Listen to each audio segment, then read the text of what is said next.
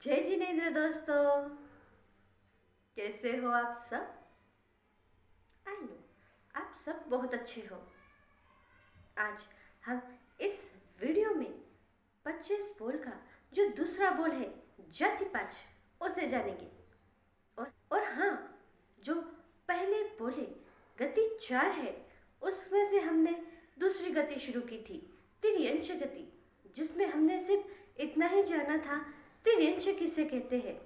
इस वीडियो में हम उसे भी जानेंगे। 25 बोल के आगे आगे जैसे जैसे बोल आएंगे वैसे वैसे हम तिर्यंशों को भी उसमें जानते रहेंगे और ये सारे वीडियो एक दूसरे से कनेक्टेड होंगे। तो आप सारे वीडियो को देखना। इसके लिए आप चैनल को सब्सक्राइब कीजिए और बेल आइकन को दबा लीजिए ताकि हम जब भी नया वीडियो डालें तो आपको नोटिफिकेशन मिल जाए। तो चलिए शुरू करते हैं। 25 बोल में संसारी जीवों को अलग अलग अपेक्षाओं से बांटा गया है। जैसे पहले बोले गति 4 में गति की अपेक्षा से बांटा गया था, वैसे ही दूसरे बोले जाति 5 में जीवों को उनकी जाति की अपेक्षाओं से बांटा गया है। जैसे हम सब मनुष्य ही हैं, पर जहाँ हम रहते हैं उस कंट्री के हिसाब से हम अलग अलग हो जाते हैं। जैसे कोई अमेरिका में है तो अमेरिकन है, कोई भारत में रहता है तो भारतीय है, कोई पाकिस्तान में रहता है तो पाकिस्तानी है, कोई बांग्लादेश में रहता है तो बांग्लादेशी है। ऐसे अलग अलग विभाग होते हैं।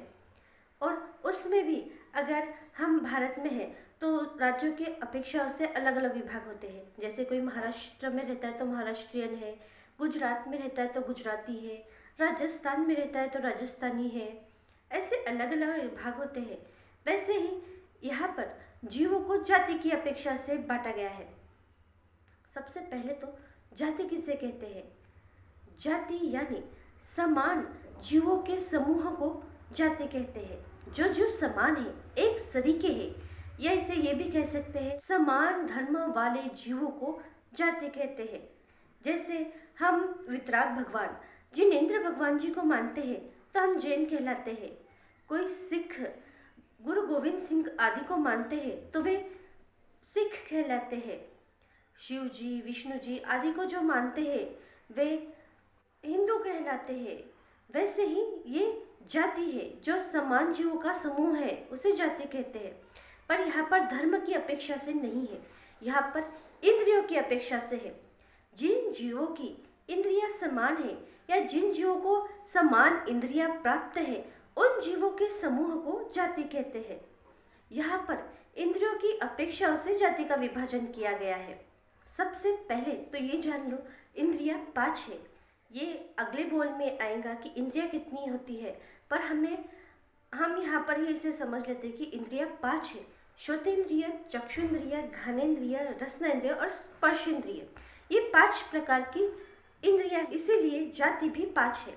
दूजे बोले जाति 5 में 5 जातियां हैं। जिन्हें एक इंद्रिय प्राप्त है वो एक इंद्रिय जाति वाला जीव, जिन्हें 2 इंद्रिय प्राप्त है वो बेंद्रिय जाति वाला जीव, जिन्हें 3 इंद्रिय प्राप्त है वो 3 इंद्रिय जाति वाला जीव, जिन्हें 4 इंद्रिय प्राप्त है वो 4 इंद्रिय जाति वाला जीव, जिन्हें 5 इंद्रिय प्राप्त है वो पंचेंद्रिय जाति वाला जीव कहलाता है।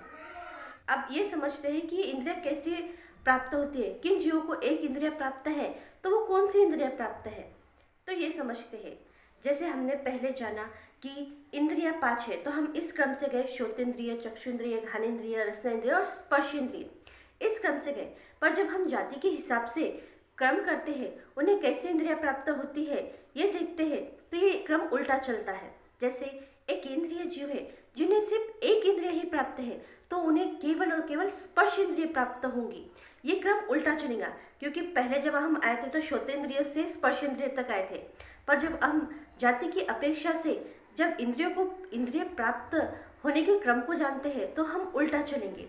तो अब जिन जीवों को एक इंद्रिय प्राप्त है तो उन जीवों को केवल और केवल स्पर्श इंद्रिय प्राप्त होंगी।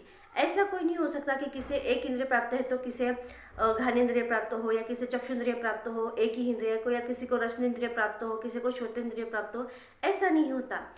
अगर किसी जीव को अगर एक ही इंद्रिय प्राप्त है तो उसे केवल स्पर्श इंद्रिय ही प्राप्त होंगी, उसे दूसरी कोई इंद्रिय प्राप्त नहीं होंगी।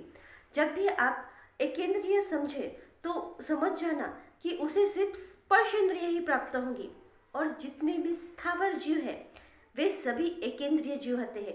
उन्हें केवल और केवल एक ही इंद्रिय प्राप्त होती है, वो भी स्पर्श इंद्रिय। इसलिए उन्हें एकेंद्रिय जीव कहते हैं, क्योंकि उन्हें एक ही इंद्रिय प्राप्त है, और उन जीवों के समूह को एकेंद्रिय जाति वाले कहलाते हैं। दूसरी जाति है बेंद्रिय। अब बेंद्रिय को दो इंद्रिय प्राप्त है, तो उन्हें एक स्पर्श इंद्रिय और दूसरी रसना इंद्रिय, मुख, ये दो इंद्रिय प्राप्त होंगी। जिन जीवों को दो इंद्रिय प्राप्त है, स्पर्श इंद्रिय और रसना इंद्रिय, वे बेंद्रिय वाले जीव होंगे। तीन इंद्रिय, इन्हें तीन इंद्रिय प्राप्त होती है, स्पर्श इंद्रिय, रसना इंद्रिय और घ्राण इंद्रिय। अब ये घ्राण इंद्रिय बढ़ जाएंगी यहाँ पर, जिन्हें तीन इंद्रिय प्राप्त है। तो जिन जिन जिन जीवों को तीन इंद्रिय प्राप्त है वे तेंद्रिय जाति वाले जीव है। जिन जीवों को दो इंद्रिय प्राप्त है तो दो इंद्रिय जाति वाले जीव है। अब चोर इंद्रिय, चार इंद्रिय प्राप्त हुए जीवों को चोर इंद्रिय कहते हैं। अब उन्हें स्पर्श, रसना, घ्राणेन्द्रिय और चक्षुन्द्रिय अब इसमें बढ़ जाएगा। जिन जीवों को इन चार इंद्रियां प्राप्त है वे चौरेंद्रिय जीव होंगे। और पंचेंद्रिय, जिन जीवों को ये पांचों इंद्रिया, स्पर्श इंद्रिय, रसना इंद्रिय, घ्राणेन्द्रिय, चक्षुन्द्रिय और श्रोतेंद्रिय, पांचों ही इंद्रिया प्राप्त हो, वे पंचेंद्रिय कहलाए जाएंगे। इसमें एक बात समझने की है, मैंने पहले भी कहा पर मैं उसे वापस दोहराती हूँ। ये क्रम, ये जो इंद्रियों का क्रम है, ये क्रम से ही चलेगा।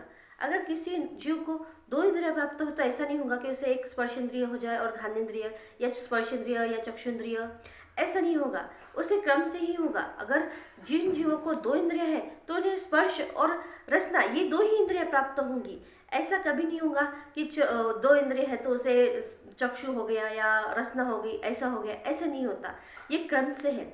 जिन जीवों को दो इंद्रिय प्राप्त है तो बराबर उन्हें स्पर्श और रसना इंद्रिय, ये दो ही इंद्रिय प्राप्त होंगी। जिन जीवों को पांचों इंद्रिय प्राप्त है उन्हें ये पूरी पांचों इंद्रिय प्राप्त होंगी। जिन जीवों को चार इंद्रिय प्राप्त है उन्हें स्पर्श, रसना, घ्राणेन्द्रिय, चक्षुन्द्रिय, ये चार ही इंद्रिय प्राप्त होंगी, उन्हें श्रोतेंद्रिय प्राप्त नहीं होगा। ये सारे क्रम से चलते हैं।